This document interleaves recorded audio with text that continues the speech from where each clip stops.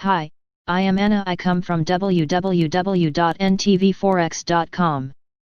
ECB announces organizational changes to strengthen banking supervision analysis. http ntvforex.com News ID D5864C 7/31/2021 43:44 p.m. Highlights: 1. ECB issues recommendation on dividend distributions and results of its vulnerability analysis. 2. ECB consults on the publication of compounded STR rates. 3. ECB announces organizational changes to strengthen banking supervision. 4. EBA issues a series of consultations regarding resolution issues and a statement on Brexit preparedness. 5. SRB issues guidance on operational continuity and FMI contingency plans. Global. ISDA launches risk-free rate RFR adoption indicator. It will provide a monthly snapshot of RFR trading activity in interest rates derivatives markets, based on global cleared OTC and exchange-traded derivatives data from 7 central counterparties spanning 6 currencies. FSB publishes peer review on macroprudential policy framework and tools in Germany.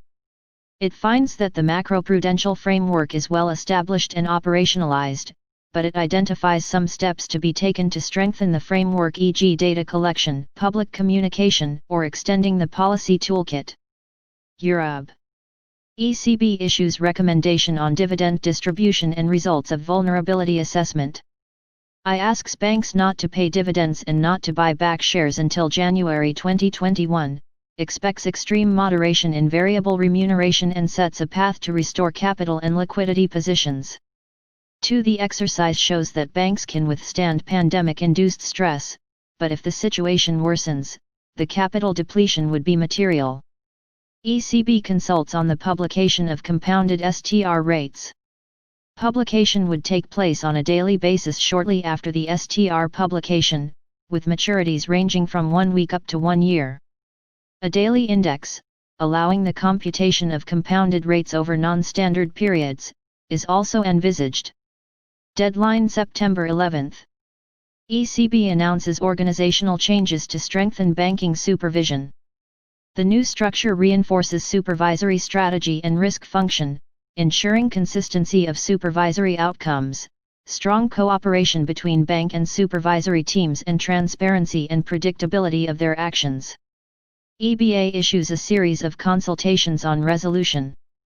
Consultations regarding the estimation of Pillar 2 and combined buffer requirements for the purpose of setting MREL deadline October 24, 2 technical standards for reporting of MREL decisions deadline October 24, 3 draft RTS on indirect subscription of MREL instruments within groups deadline October 23, 4 draft RTS and its on impracticability of contractual recognition of bail-in deadline October 24, v review of guidelines on internal governance under amendments introduced by CRDV and IFD deadline October 31.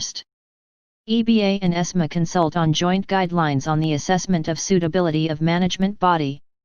The review of the joint guidelines reflect the amendments introduced by CRDV and IFD in relation to the assessment of the suitability of members of the management body and key function holders. Deadline October 31. EBA publishes risk dashboard and updates on 2021 EU-wide stress test. The impact of COVID-19 is seen in the contraction of capital ratios. CET1 fell 40 bps to 14.6%, profitability ROE decreased to 1.3% and increased cost of risk, which grew to 81 bps.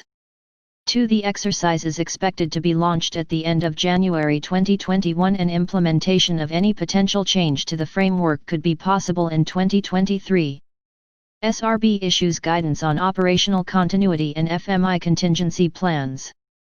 Guidance on operational continuity in resolution with further clarifications to banks on how to implement the SRB expectations related to this issue, and guidance on FMI contingency plans on the minimum content of these plans.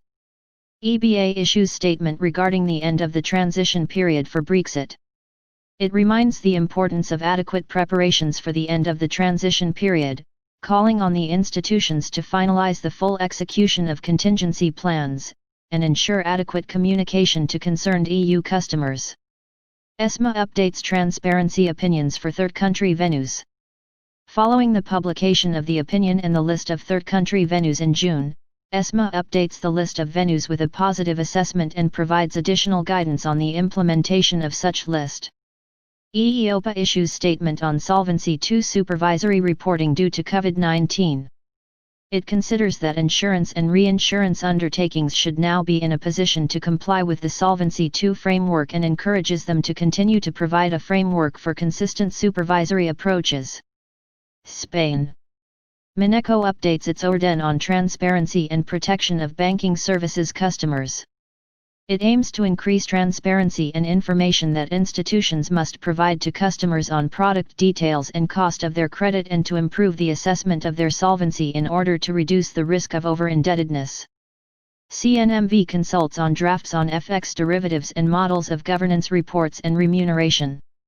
It asks for feedback on the draft technical guide on currency derivatives used as a means of payment not considered to be a financial instrument under MiFID. Deadline September 18, 2 on the draft circular amending the templates used for the annual corporate governance and board member remuneration reports. Deadline September 18. CNMV issues the second report on non-bank financial intermediation (NBFI) in Spain. The NBFI assets represent 6.5% of the financial system. Their risks associated shows little change regarding patterns observed in previous years, without a major threat to financial stability. United Kingdom. PRA issues policy statement on asset encumbrance. It provides feedback to a previous consultation, making some minor adjustments to remove potential ambiguities. PRA consults on auditors' work on the matching adjustment and on CRDV. It seeks feedback on expectations and guidance relating to auditors' work on the matching adjustment and proposal of new expectations on the communication by auditors under Solvency II.